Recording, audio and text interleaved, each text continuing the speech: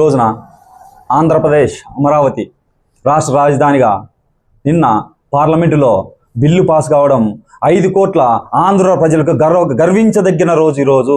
ఆంధ్రప్రదేశ్కు అమరావతి రాజధాని అని జనసేన పార్టీ ఇప్పటి నుంచి కాదు 10 ఏళ్ల నుంచి ఒకటే మాట మీద ఉందాం, ఒకటే మాట ఈరోజు నిలబెట్టుకున్నాం. నిన్నటి రోజున వైసీపీ పార్టీ బిల్లుకు మద్దతు తెలపలేదు. అసలు ఎందుకు మద్దతు తెలపలేదు? మీరు ఆంధ్ర రాష్ట్రంలో మీరు అసలు లేరా? ఆంధ్రాలో మీరు ఓట్లు అడగలేదా? అంటే ప్రజల్ని ఏం చేయాలనుకుంటున్నారు మీరు? అందుకే ప్రజలు ఆలోచించి 2019లో మీరు ఎలా వచ్చారో 2024లో ఎలా అయిపోయారో ప్రజలే మీకు తగిన బుద్ధి చెప్పారు. రాబోయే రోజుల్లో ఏదో 11 ఉండే అవి కూడా లేకుండా మీకు చేసేకి ప్రజలు సిద్ధంగానే ఉన్నారు. ఒకసారి మాజీ సీఎం అయినటువంటి జగన్మోహన్ రెడ్డి గారు అసలు మీరు మాట్లాడుతా అంటే మీకు ఎవరు రాపించారు ఆ స్క్రిప్ట్? మీరు అసలు నిజంగా ఒక మాజీ సీఎం లాగా మాట్లాడుతున్నారు, లేకపోతే ఏదో బెంగళూరు నుంచి వస్తారు, వారానికి ఒక ప్రెస్ మీట్ పెడతారు, ఏదో తెలియని మాట మాట్లాడతారు. అసలు ఒక సీఎం అనే స్థాయి ఎట్లుండాలి?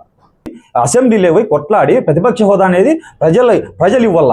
నువ్వు మాకు ప్రతిపక్ష హోదా ఇవ్వలేదని మీరు వెళ్లకుండా అసెంబ్లీకే ఈరోజు ప్రెస్ మీట్ పెట్టి ఏదేదో మాట్లాడితే అవి చెల్లో. ప్రజలు అన్నీ గమనిస్తున్నారు.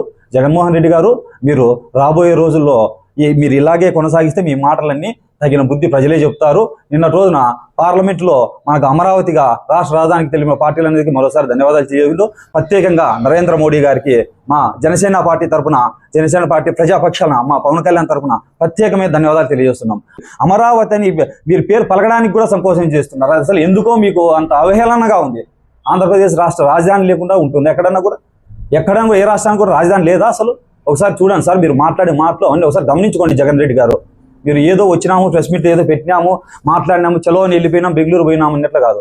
ఈరోజు ప్రజలకు ఎన్డీఏ ప్రభుత్వం మద్దతుగా ఉండి అనేక రకాలుగా అనేక రంగాల్లో ముందుకు పోతున్నాం. 24 స్థానంలో ఉన్న పంచాయతీరాజ్ శాఖ కేవలం ఎన్డీఏ కూటమి ఆధ్వర్యంలో శ్రీ నరేంద్ర మోడీ గారు నిధులు ఇవ్వడం వల్ల మాకు ఆంధ్రప్రదేశ్ రాష్ట్రము ఫస్ట్ ప్లేస్లోకి రావడానికి ముఖ్య కారణం ఏంటంటే నారా చంద్రబాబు నాయుడు గారు, మా అధ్యక్షులు జనసేన పార్టీ అధినేత పవన్ కళ్యాణ్ గారికి ప్రత్యేకంగా ధన్యవాదాలు తెలియజేస్తుంటూ అనేక రంగాల్లో కూడా ముందుకు పోతున్నాం. ఈరోజు పంచాయతీ శాఖ నెంబర్ 1 రావడానికి కారణమైన మా అధ్యక్షుడు పవన్ కళ్యాణ్ గారికి, అలాగే ఆంధ్ర రాష్ట్ర ప్రజలందరికీ తరపున ధన్యవాదాలు తెలియజేస్తూ ఎన్డీఏ కూటమి ఆధ్వర్యంలో ఇప్పుడు అమరావతి అనేది ఎలా ఉంటుందో రాబోయే 15 ఏళ్ళు మేము కూటమిలోనే ఉంటాం. 15 ఏళ్ళు కూడా మేము రాజధాని ఎలా ఉండాలో నిర్మిస్తాం. పోలవరం కూడా ఈ సంవత్సరంలో మా కూటమి కాలంలోనే కంప్లీట్ చేస్తాము.